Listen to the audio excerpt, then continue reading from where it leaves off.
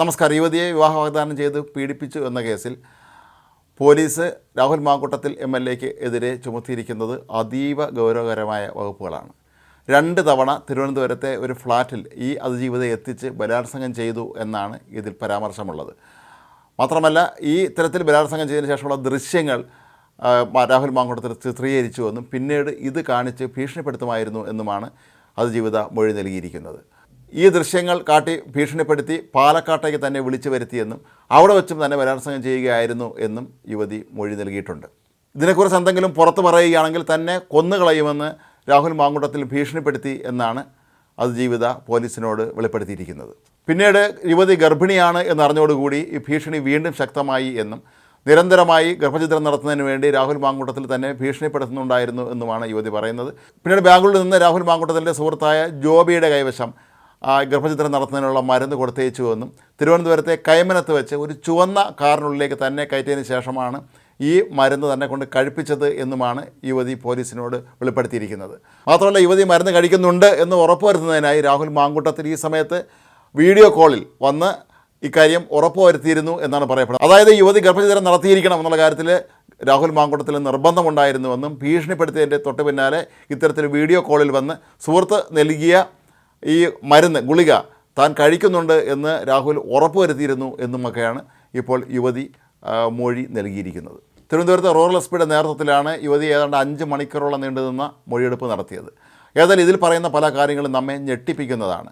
ഗർഭിണിയായ സമയത്ത് രാഹുൽ മാങ്കൂട്ടത്തിൽ തന്നെ ബലാത്സംഗം ചെയ്തു എന്നാണ് യുവതി പോലീസിന് മൊഴി നൽകിയിരിക്കുന്നത്. ഇതൊക്കെ തന്നെ രാഹുൽ മാങ്കൂട്ടത്തിനെക്കുറിച്ചുള്ള ഈ സമൂഹത്തിലുണ്ടായിട്ടുള്ള എല്ലാവിധ നല്ല അഭിപ്രായങ്ങളെയും തള്ളിക്കളയുന്ന രീതിയിലാണ്. ഇതൊരു വല്ലാത്ത സൈക്കോപാത്തായ ഒരു മനുഷ്യൻ്റെ ചില നടപടികളാണ് ഇതെന്ന് സംശയം തോന്നുന്ന രീതിയിലാണ് രാഹുൽ ഈ യുവതിയോട് പെരുമാറിയിരിക്കുന്നത് എന്നാണ് നമുക്ക് ഈ FIR കാണുമ്പോൾ മനസ്സിലാക്കാൻ കഴിയുന്നത്. വളരെ ക്രൂരമായിട്ട് തന്നെയാണ് പെരുമാറിയത്. എപ്പോഴും ചീത്ത വിളിക്കുമായിരുന്നുവെന്നും ഭീഷണിപ്പെടുത്തുമായിരുന്നുവെന്നും കയ്യേറ്റം ചെയ്യുമായിരുന്നു എന്നൊക്കെ തുടങ്ങി നിരവധി കാര്യങ്ങളാണ് ഈ യുവതി ഇപ്പോൾ ഉന്നയിച്ചിരിക്കുന്നത്. അതുകൊണ്ട് തന്നെ ഇവയുടെ അടിസ്ഥാനത്തിലാണ് ഇപ്പോൾ രാഹുലിൻ്റെ പേരിൽ കേസെടുത്തിരിക്കുന്നത്. രാഹുലിൻ്റെ സുഹൃത്ത് ജോബിയുടെ പേരിലും കേസുണ്ട്. ഈ മരുന്ന് എത്തിച്ച് ഗർഭഛിദ്രം നടത്താൻ കൂട്ടുന്നതിന് രാഹുലിൻ്റെ പേരിൽ കുറ്റകൃത്യങ്ങൾ തെളിയുകയാണെങ്കിൽ 10 വർഷം മുതൽ ജീവപര്യന്തം വരെ തടവ് ശിക്ഷ വിധിക്കാവുന്ന വകുപ്പുകളാണ് ഇപ്പോൾ ഇതിൽ ചേർത്തിട്ടുള്ളത്. അപ്പോൾ രാഹുൽ മാങ്കൂട്ടത്തിൽ രാജ്യത്ത് നിന്ന് രക്ഷപ്പെടാൻ പോലും സാധ്യതയുണ്ടോ എന്ന സംശയത്തിലാണ് സംസ്ഥാന പോലീസ്. ഇത് സംബന്ധിച്ച് ഇമിഗ്രേഷൻ അധികൃതർക്ക് സർക്കാർ നിർദ്ദേശം നൽകി എന്നാണ് പറയപ്പെടുന്നത്. അഥവാ രാഹുൽ മാങ്കൂട്ടത്തിൽ ഏതെങ്കിലും വിമാനത്താവളം വഴി വിദേശ രാജ്യങ്ങളിലേക്ക് രക്ഷപ്പെടാതിരിക്കാൻ വേണ്ടിയുള്ള മുൻകരുതലായിട്ടാണ് ഇതെടുത്തിട്ടുള്ളത് എന്നാണ് പറയപ്പെടുന്നത്. ലുക്കൗട്ട് നോട്ടീസ് പുറപ്പെടുവിച്ചോ എന്നുള്ള കാര്യത്തെക്കുറിച്ച് ഇനിയും വ്യക്തമായ യാതൊരു വിവരവും പുറത്തെത്തിയിട്ടില്ല. ചിലപ്പോൾ കൂടുതൽ അന്വേഷണം നടത്തിയതിനു ശേഷം രാഹുലിനെ കണ്ടെത്താൻ കഴിഞ്ഞില്ലെങ്കിൽ ലുക്കൗട്ട് നോട്ടീസ് പുറപ്പെടുവിക്കുന്ന കാര്യം സാധാരണ പോലീസ് പരിഗണിക്കുന്ന ഒരു രീതിയാണ്.